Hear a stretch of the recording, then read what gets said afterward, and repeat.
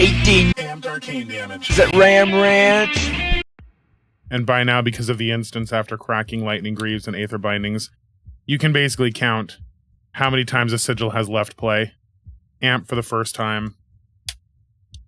You'll always blast to Oblivion to get this last back to your hand. Pitch. For Eternal Inferno, whatever, the Aether Binding's amped. This'll banish. And again. Is this Magical Christmas Land? Or is this what your board state could look like at the end of every goddamn game with Oscillio? Stick around and find out. Welcome back to Crash Command Games, everybody. It's been a while since I've done a deck tech, but I finally have well into the 200 games worth of data on Oscillio alone and 130-ish, 130-something worth of data onto this specific build that I've been working on since we got back from Portland, right? I knew Oscillio was going to be my next hero, and a few of my locals can account to me saying, I don't want to... Sorry, that's too early. I don't want to play a Rune Blade. I want to play a Wizard. And I wanted to find out how to do that. So I built this version of Oscillio. Very ridiculous, but a few of my locals guessed at what I was doing literally the night before I unveiled it. Every week in and week out, I would be on the aggressive version of Oscillio that you are used to. That would be the Gone in a Flash package.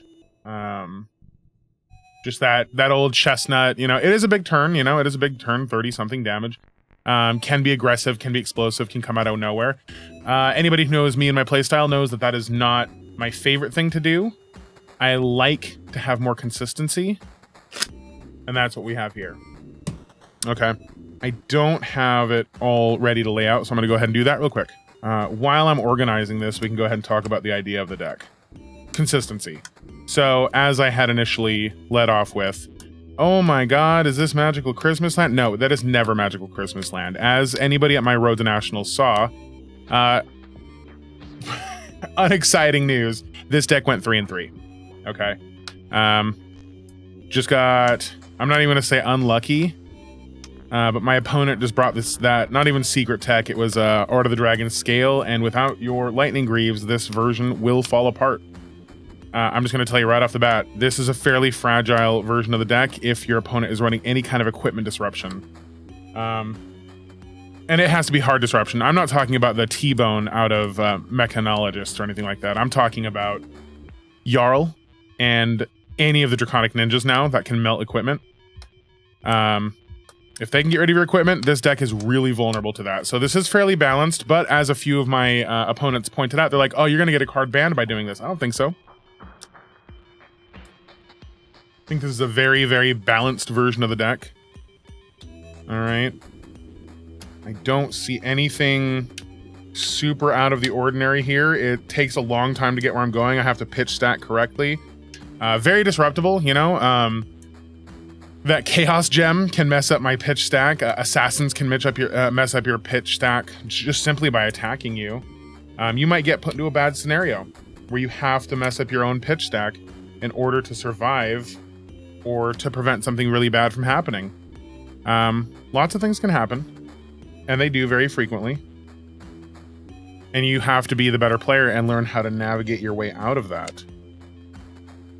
So that's why I do not believe in any way, shape, or form that this is any kind of broken, but it is just a consistent, long march of a deck that if you get good at, which I have put in the reps and time on, if you get good at this deck, you will, most of the time, be able to do what you just saw in the beginning of this video. Okay. There's no reason you couldn't do that every single time. I did it 4 times during the RTN, but one of my opponents was on a very defensive CYB package for their new, and just simply had more life than I can deal with the finishing combo, and because I wasn't delivering enough pressure, and that is a weak part of this deck, because I was not dealing enough pressure throughout the game, they just had too much for me to close the deal. Now, I know that there are some actual Magical Christmas Land scenarios where I'll end up with like 4 action points and somehow an extra blue card in hand. Not very common for this deck, but it can happen. And when it does, this deck can push closer to 90 damage, up to 100 damage-ish. I've seen it, but I don't rely on it, and I don't expect it because you can't expect that. That is not going to happen too frequently when you are playing Flesh and Blood. Not very often will people just kind of let you run away with things. All right, we're gonna take a quick look at this deck. It is a very defensive deck. So first off, yes, we are looking at Oscillio, the Constella Intelligence. We'll just go over equipment really quick. We'll just go top down, equipment, and then cards in deck. Tokens you're going to need. You don't need the Embodiment of Lightning. I just used to run that, so it's just in my package. But Ponder. Ponder's a big part of the strategy. I wanted to play Wizard. I'm playing goddamn Wizard. Flash of Brilliance is going to be more in the really long matchups and matchups where they have Disruption to possibly take the Sigil of Brilliance out of your hand. Weirdly more of a sideboard piece. You are seeing correctly. I am running the Arcanite package. This extra life really helps me get to that endgame. Very versatile armor. These two are, like I said, interchangeable. But if I need the extra life and the match is going to be super aggressive and I'm not going to get a lot of Findalls action, I need to be running this just to have the life. And it did win me a game, just having the extra life. The other piece of equipment that's kind of in and out is Shock Charmers. I have used its activation, but it's mostly there for the Spell Void against the Wizard Mirror. These two are mandatory. You cannot play this version of the deck without Lightning Greaves and Aether Bindings of the Third Age. This enables the combo. This extends the combo's capability into that Eternal Inferno. Okay. Now, I've been a huge fan of Eternal Inferno since I opened it first in the Rosetta pre-releases. I've just been trying to find this whole time, I've not really been hiding it. I've wanted to play a Wizard version of Oscillio. That's what I've been working with, is Eternal Inferno. There was a few other spells that were making the consideration, but largely Eternal Inferno. Though most of my finishes came with Comet Storm. Okay. So, you're going to see a very defensive package here. Okay. We're just going to move Oscillio and the equipment away. Very defensive package. Sigils of Solace. Sink Belows. Count Your Blessings. You are absolutely damn right we are playing Count Your Blessings. Fate Foreseen. Why Sink Below and Fate Foreseen over Shelter the Storm? I do have the Shelter the Storms. We have a couple extended arts, right? That's not the point. These filter and stack your deck. That will become, as you saw, the end game is absolutely to get every single Blast to Oblivion. 2 sigils at least. 2 of the 3 sigils have to make it. Okay. These have to end up on the bottom of the deck. And when you are at the end of your game and you see 3, 6, 9, 12, 15 cards left in your deck, that's when you look at your graveyard to make sure none of these are in there. Because once you see that, it's go time. You know you can then, the second you have these, do exactly what I just did there. Sigil, Blast, Sigil, Return, Draw. Cycle until your deck is done. You've stacked something like 30 amp or something like that by the time you're done. Magnetic Somersaults add action points as well. Like, this is just the dream. If you see 15 cards left and you've done it right, this will be your end game every single time. And I found it funny because I had someone travel in to my Road to Nationals this weekend, and when I played Blast to Oblivion for the first time, they're like, it seems like it should be a little stronger considering it's called Blast to Oblivion. Little did they know, they were about to actually be blasted to Oblivion, and that's the whole point of the deck. Absolutely char them to a crit. So that is the end game, if you're wondering, right off the bat, that is the end game. Get these 15 cards or some combination of them down to the bottom of your deck. How do you do that? Fate Foreseens, opting. You can do that secretly without your opponent really knowing what's going on. Sink Below, same thing. If they're trying to get rid of cards out of your hand, you can protect those combo pieces by sending them to the bottom. Shelter from the Storm doesn't do that. That's kind of the end of that story. Next up, you have a few other cards. A lot of the reason behind some of these cards is simply they block for 3 and kind of enable something neat. Eclectic Magnetism is a flex slot. It can be 1 to 3 of those things, depending how heavily defensive you want to be, because it pairs well with Aether Spindle. Also an opt card. There's earlier testing where I was just running Whispers of the Oracle, 3 red ones, just to dig really far. That's also fine if you don't want to be running this kind of more offensive package, but I feel like having these pitchable attacks and non-attacks help me stack my deck as well on top of the opt. Eternal Inferno is a win condition. You have to have one of these left in the deck. Comet Storm also works. Aether Spindle also works if they're low enough. But Eternal Inferno seals that deal. It doubles up the damage really hard. I like to arsenal these, but if someone sees an arsenal sitting around for too long, they'll get a little suspicious and probably start attacking it. Try to pitch it late if possible. Hide it if possible to the late game. E-Strikes. This is another flex slot. For the RTN I used Command and Conquers, I should have just stuck with E-Strikes. For the same reason. It's just you block, you send an E-Strike for 7, and you tuck a little piece, and you're putting pressure on, you're dealing damage. Most of the time, they'll just take it, because they're trying to race you because you're a wizard. But again, here's more of that theme. I'm stacking cards to the bottom of my deck. And then, of course, Comet Storm and Shock. Just more combo pieces. Combo finishers, right? Next, we'll look at the yellow and the blues. There's nothing too crazy here. It's just count your blessings. Mind Warps can be usable with Eclectic Magnetism or a Shock turn or something like that if you just want to try to get some damage out. Or if you know that you have 2 sigils already tucked away, you can play Sigil and Mind Warp just to tuck their hand and get in a card advantage and start digging a bit deeper. That's fine. They're largely just a yellow pitch, 3 block, free spell. I have ended a game with Mind Warp for like 19 before. It's just in the deck because it's versatile. Aether Flare, on those magical Christmas Lanterns where you get multiple action points and some floating resources, you can push through a lot of amp with this. Mental Block is huge, okay? Discarding to prevent that too can shut down a Flick Knives. Syndra is one of our hardest matchups. It can prevent some of the smaller damage coming in, but at the same time gives you a Ponder token, leaving you the flexibility to full block with your hand and still dig through your deck on your turn to further your pitch stack. Aether Arc, same thing. A lot of people aren't going to stop just 1 damage. They'll feel silly doing it, and it's free damage that puts pressure on them for the end game. On top of that, it gives you a Ponder token. Same thing.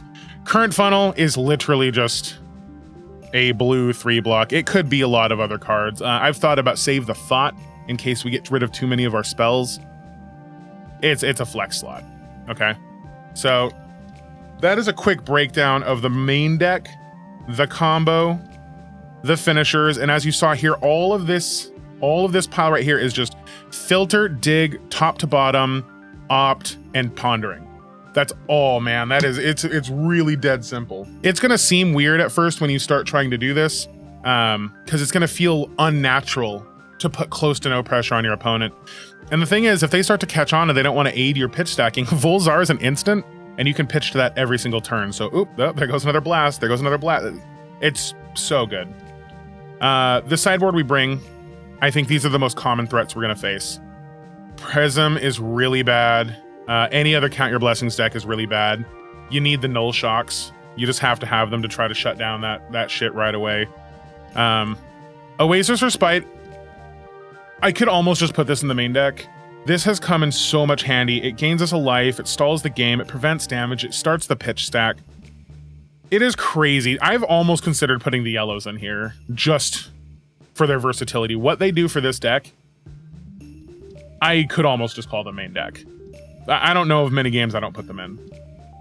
Poison the Well, again, Count Your Blessings and other life gain strategies just cannot be tolerated against this deck. You kind of, once you're at the end game, that's it. You're only going to do the damage you're going to deal, and you will not have a second chance. So you can't have them gaining too much life. Calming Breeze is mostly against Syndra and the other assassins. The Flick Knife stuff just has to stop. You cannot let that happen. And then I found, not that Viscera is a problem anymore, but I found Scour to be very helpful in slowing down the Runeblade plan, as well as Prism and a few others. Not huge, but still quite good. I have blown out an Oscillio like this. They put down their sigil and they had a few other sigils up as well, and they were expecting to get ready to pop off with their Flash of Brilliance, and instead of attacking, I just scoured their Sigil of Brilliance and bought me enough time to win the game. Okay, so we can go through like a quick sample hand or something like that. It's not too crazy. It's not too crazy, but I can show you quickly what a game should look like. This is the Lightning Fades, a version of the deck that I think a lot of people will enjoy. I know a lot of people have been digging for other ways to play Oscillio, and I also did not like the standard way to play Oscillio. I don't like Gone in a Flash. You'll notice Gone in a Flash is not in this deck. It just doesn't feel good, man. Like, for some reason, it seems to break up hands for me. I don't know if it's a play style thing or what, but while I'm shuffling this up, let's go over some stats. This version of Oscillio in the Crash Dummy testing section of my Discord, where you can join and figure it out by getting into that Patreon, subscribing and all of that, become a member of this Crash Command Games community. We have fantastic players all over the place. we have pretty good connects too. We're starting to definitely trying to become a resource for the Northwest. To just come together and we all have a place to talk in one common space and just play this fucking awesome game. So that said, like, comment, subscribe, get on my Patreon, get on my Discord. Let's start talking. I know it doesn't sound super impressive, but we do have to realize at this time, Oscillio is not exactly the best deck in the format, but that does make him a little bit more affordable in some cases, maybe not in others. But let's be real. I've got a 41.57% win rate on Oscillio over 141 games, is what I have listed here. And that may not sound super enticing or super great to a lot of people, but I want you, if you are a part of the Patreon, you'll be able to see the spreadsheet. You'll be able to see all this. You'll know why. Syndra Drakai of Retribution is an insanely hard matchup for this build. It is very hard for this build to withstand the storm of fire that bitch throws. Most of my percentages, I want you to note, are 66% win rate, 50, 100, 50, 30, 40, 30, 100, 100, 100, 40, 38, 100, 100. Like very skewed, except against Syndra, the Drakai of Retribution, which I am sitting at an 11% win rate against. And here's the thing. Since she's come out, I knew she was going to be the problem with this deck, so I decided to get my most practice against her. And most of my losses in my loss columns are like, I lost against, I'm just going to go through a list. So you just know that every number I list is a different hero and how many times I've lost against them. 4, 2, 5, 6, 32 losses to Syndra. 7, 3, 6, right? There's a lot of very reasonable matchups. And I have pretty huge confidence that those matchups are pretty squarely represented and they're mostly going to be in the 40 to 60% range. Syndra is a god-awful matchup for this specific build. If you have a Syndra heavy meta, I probably would not, unless you just have this deck laying around and want to play Oscillio, I wouldn't probably aim for this build. But if you don't have a lot of Syndra around you, or if Syndra LLs quickly because she is burning through LL points during this RTN season and possibly in this next national season, Oscillio is probably primed to be an okay enough deck, right? Because we gain on a lot of life, we're very defensive. The longer we're around, the more we get that pitch stack set up, and then it's an inevitable death. They will die if you get to that endgame. So just note, Syndra's not looking good. I'm sure somebody out there could probably figure this out for me, but I have not been able to. This is going to be a little bit of a quicker video because I have kind of gotten better at really just breaking down the deck tech to the brass tacks. Deck list is not going to be in the description. It is a part of the Patreon, but as you saw the cards here, you will have a base idea of what I'm working with now. As I told you, there were cards that were changed in and out of the RTN. Current versions and current builds will only be available through the link from the Patreon specifically. So as I update and as I test, and if I do figure Syndra out, that will be in the Patreon. But just like a quick sample game to give you an idea of what the game flow should look like for this build. And so you can start practicing correctly as opposed to just trying to figure it out on your own. A hand like this is pretty awesome, right? We're not going to start the pitch stack on this turn, but all we're really going to start doing is say, count your blessings, Aether Arc. Very unlikely they're going to let me get that Ponder token on the first turn. Okay. But whatever, that's fine. You could Arsenal the Mind Warp. Maybe you get to shoot them for 2 next turn. I used to have this strategy with a few other decks where I'm just tapping them, actually with Max Nitro, where I was just tapping them for 3 or 4 a turn. It wasn't huge, but you know, that starts to get the pressure down and it puts them in that inevitable zone. These are the cards we want to see. Okay. These, the blasts and the sigils, have to go to the bottom first. And that's exactly when you start tracking, okay? I know that I pitched that current funnel. So if I see 2 more current funnels, I know that 3rd current funnel is my signpost. Okay? So from there, we're just going to be very defensive. It's just going to be block, sink. I am going to sink a card. It is going to be that first sigil right after that current funnel. Make mental notes of that, okay? I can't block with this, so we're just going to move on. I'm going to take whatever damage. We're going to sigil, and at the end of their turn, I'm going to pitch this blast to Oblivion. On my turn, I could then shoot the Mind Warp, right? Just 2 damage. They'll probably take it. And it's just these little, you're just setting up the win little by little. You're getting these little incremental advantages, okay? From here on out, I've started the pitch stack. That third current funnel, that sigil, and that blast are the start of the end game. I don't really want to pitch anything other than those 3 cards now. So even though I have some usable cards here, we're just not going to worry about it. In this kind of a hand, we're probably looking to like block 6, sink, don't sink. On my turn, we're just going to pass and arsenal this Aether Spindle to possibly opt later. Draw another hand. This hand's awful. This hand is fucking awful. So I would like to do some cool stuff with this, but I don't think I'm going to get to. So we first discard this to Oscillio to draw. And it's just some more blocking material. But nothing that we want to tuck with E-Strike. So we then choose to start blocking with E-Strike. This might just be like a full block hand.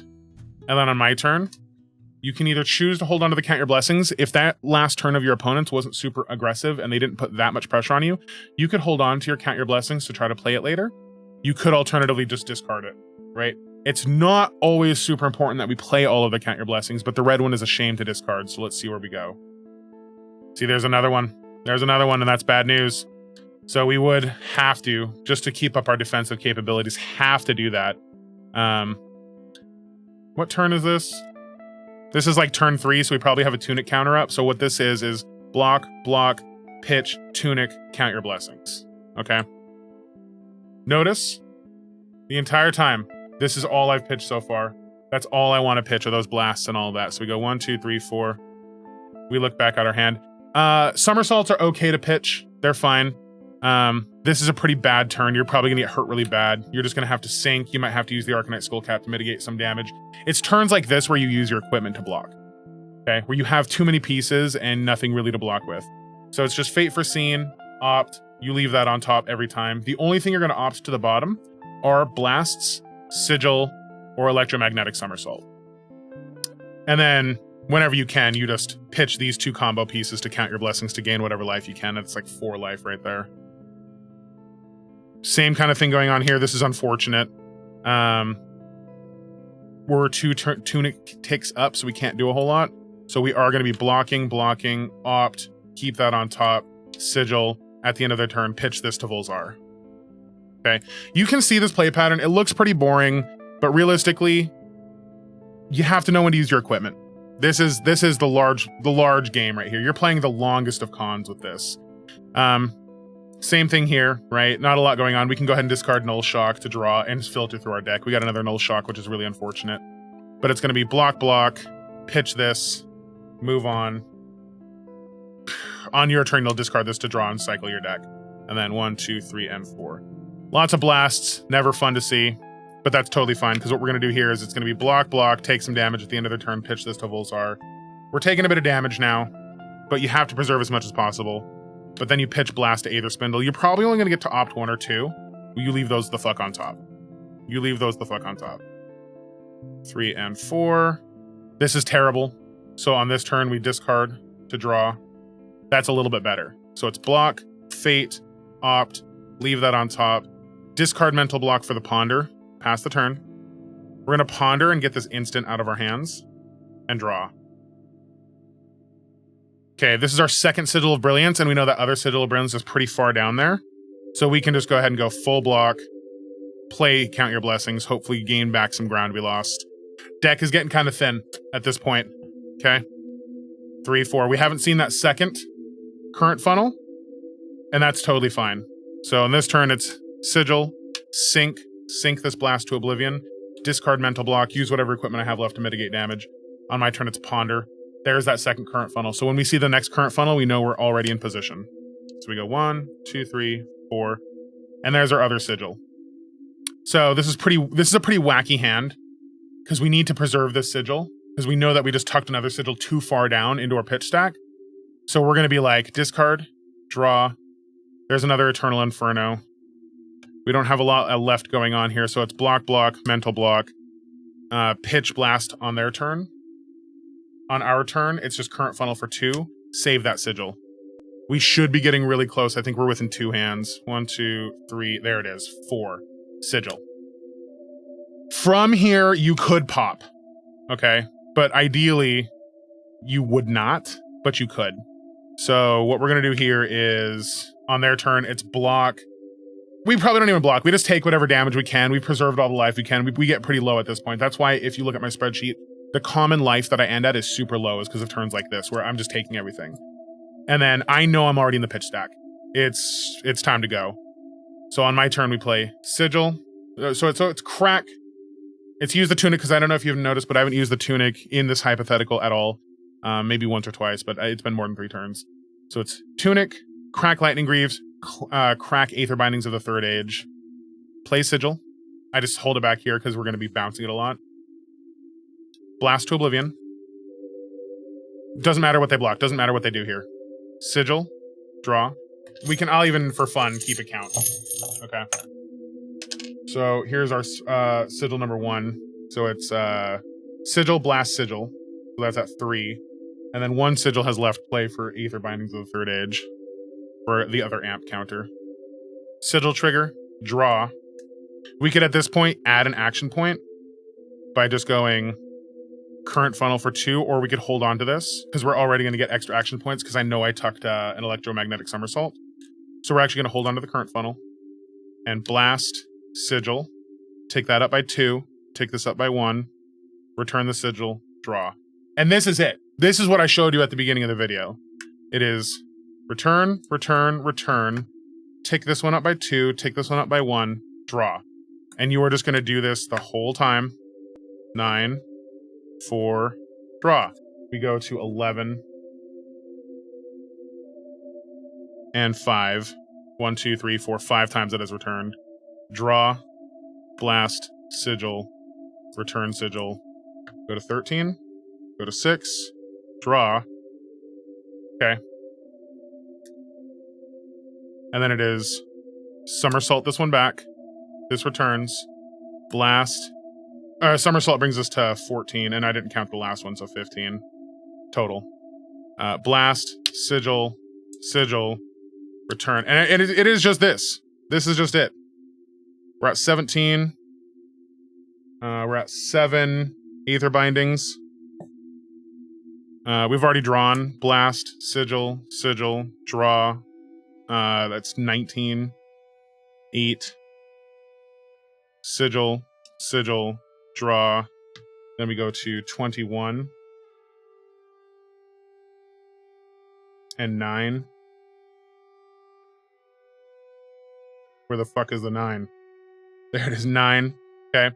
Now we have too many instants in hand. That's totally fine, right? Because we're just going to discard one of the extra sigils to draw through to what we damn well know is a blast.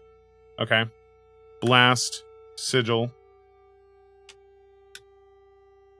Blast, Sigil, return Sigil, draw. That is 23 and 10. And then blast, Sigil, return. I can't draw anything. That's fine. We still go to 15. A Sigil still left play. We're at 11. Okay, in this scenario, this is why these are in the deck. Okay, is because sometimes you're just not going to be able to finish out with your Eternal Infernos or your Comet Storms. So from here, we literally just go Sigil, current funnel. Okay, that's 2 more. We have Sigils in play. You activate Volzar for a total amp of like 38. There's no surviving this. Okay. I wish I had a more exciting way to end the video, but that's literally just a quick rundown, a quick play pattern. The combo pieces pointed out, the deck list as current is, things you want to be looking for, things you want to be doing, and then I wanted to show you what your actual end goal is for this deck tech for Oscillio, or as I call it, the lightning fades. Because man, once you get struck, you are fucking done. Thanks so much for tuning in, deck heads. I know this is a 3-3 deck. I know those ending numbers weren't super exciting with that, what is it, 44% win rate because of Syndra. But if you're looking to play Oscillio, he is a fucking blast to play. Even though I've had other more successful decks behind me. By the way, the Roll of Honor is done. Oscillio is the last hero that we're doing. Until they release a new class. But as of right now, he's the last hero that I'm doing, and I'm going on to my own thing from here on out. But This is Oscillio. This is a fun way to play him. It's the way that I chose to play him in secrets until the RTN to see if I could just sneak a win in there. Didn't do so hot because of Syndra melting my goddamn boots. And then somebody CY being too much, and I just couldn't. I didn't have the nulls or the poisons at the right time. That said, this did have potential to take top 8, top 4, possibly. Very much so. Try it out. That's Oscillio Constella Intelligence. Thanks again, deckheads, for tuning in. Make sure to subscribe, like, comment, tell me anything you want to know.